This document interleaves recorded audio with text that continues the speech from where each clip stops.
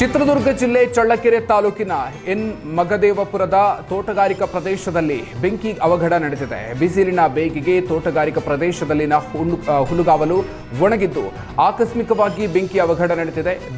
ಗಾಳಿಯ ರಭಸಕ್ಕೆ ಬೆಂಕಿ ವೇಗವಾಗಿ ಹರಡಿಕೊಂಡಿದೆ. ಇದರಿಂದ ತೋಟಗಾರಿಕಾ ಪ್ರದೇಶದಲ್ಲಿ ಬೆಳೆದಿದ್ದ 200ಕ್ಕೂ ಹೆಚ್ಚು ಹಣ್ಣಿನ ಗಿಡಗಳು ಬೆಂಕಿಗೆ ಆಹುತಿಯಾಗಿವೆ. ವಿಷಯ ತಿಳಿದು ಸ್ಥಳಕ್ಕೆ ಆಗಮಿಸಿದ ಅಗ್ನಿಶಾಮಕ ದಳ ಸಿಬ್ಬಂದಿ ಬೆಂಕಿಯನ್ನು ನಂದಿಸುವಲ್ಲಿ ಯಶಸ್ವಿಯಾಗಿದ್ದಾರೆ. ರಾಜ್ಯದಲ್ಲಿ ನಕಲಿ ಡಾಕ್ಟರ್ ಹಾವಳಿ ಹೆಚ್ಚಾಗಿದೆ. ಇದರ ನಡುವೆ ಮೈಸೂರಿನ ಟಿ ನರಸೀಪುರದಲ್ಲಿ ಆಯುರ್ವೇದಿಕ್ ಓದಿಕೊಂಡು ಬಂದಿದ್ದ ವೈದ್ಯ ಇಂಗ್ಲಿಷ್ ಮೆಡಿಸಿನ್ಗೆ ಚಿಕಿತ್ಸೆ ನೀಡ್ತಾ ಇರೋದು ಬೆಳಕಿಗೆ ಬಂದಿದೆ. ಟಿ ನರಸೀಪುರ ಪಟ್ಟಣದಲ್ಲಿ ಖಾಸಗಿ ಬಸ್ ಸ್ಟ್ಯಾಂಡ್ ಬಳಿ ಕ್ಲಿನಿಕ್ ನಡೆಸ್ತಾ ಇರುವ ಡಾಕ್ಟರ್ ಉಮೇಶ್ ಶೆಟ್ಟಿ ವಿರುದ್ಧ ಆರೋಪ ಕೇಳಿ ಬಂದಿದೆ. ರೋಗಿಗಳು ಹಾಗೂ ಜನರ ಆರೋಪದ ಬೆನ್ನಲ್ಲೇ ಸ್ಥಳಕ್ಕೆ ಆರೋಗ್ಯಾಧಿಕಾರಿ ರವಿಕುಮಾರ್ ಭೇಟಿ ನೀಡಿ ಪರಿಶೀಲನೆಯನ್ನು ನಡೆಸಿದ್ದಾರೆ. ಜನರ ಜೀವದ ಜೊತೆಗೆ ಚೆಲ್ಲಾಟ ಆಡ್ತಾ ಇದ್ದ ಡಾಕ್ಟರ್ ಉಮೇಶ್ ಶೆಟ್ಟಿಗೆ ನೋಟಿಸ್ ನೀಡಿ ವಾರ್ ಮಾಡಿದ್ದಾರೆ. ಇನ್ನೊಮ್ಮೆ ಇಂಗ್ಲಿಷ್ ಮೆಡಿಸಿನ್ ನೀಡದಂತೆ ಎಚ್ಚರಿಕೆಯನ್ನು ಕೊಟ್ಟಿದ್ದಾರೆ.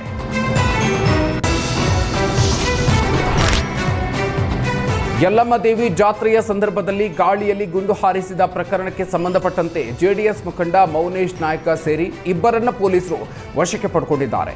ರಾಯಚೂರು ಜಿಲ್ಲೆ ದೇವದುರ್ಗ ತಾಲೂಕಿನ ಸಿದ್ದಾಪುರ ಗ್ರಾಮದಲ್ಲಿ ಯಲ್ಲಮ್ಮ ದೇವಿಯ ಜಾತ್ರೆಯ ವೇಳೆ ಜೆಡಿಎಸ್ ಮುಖಂಡ ಮೌನೇಶ್ ನಾಯ್ಕ ಸಾರ್ವಜನಿಕ ಸ್ಥಳದಲ್ಲಿ ಗಾಳಿಯಲ್ಲಿ ಗುಂಡು ಹಾರಿಸಿದ ವಿಡಿಯೋ ಸಾಮಾಜಿಕ ಜಾಲತಾಣದಲ್ಲಿ ವೈರಲ್ ಆಗಿದ್ದು ಸಾರ್ವಜನಿಕರು ಇದಕ್ಕೆ ತೀವ್ರ ಆಕ್ಷೇಪವನ್ನು ವ್ಯಕ್ತಪಡಿಸಿದರು. ಘಟನೆ ಕುರಿತು ಸ್ವಯಂ ಪ್ರೇರಿತ ದೂರು ದಾಖಲಿಸಿಕೊಂಡ ದೇವದುರ್ಗದ ಜಾಲಹಳ್ಳಿ ಪೊಲೀಸರು ಮೌನೇಶ್ ನಾಯ್ಕ, ಭೀಮಣ್ಣ ನಾಯ್ಕ ಎಂಬ ಯುವಕರನ್ನ ವಶಕ್ಕೆ ಪಡೆದುಕೊಂಡಿದ್ದಾರೆ. ಆರೋಪಿಗಳ ವಿರುದ್ಧ ARMS ಕಾಯ್ದೆ 1959 ಅಡಿ ಪ್ರಕರಣವನ್ನು ದಾಖಲಿಸಿಕೊಳ್ಳಲಾಗಿದೆ.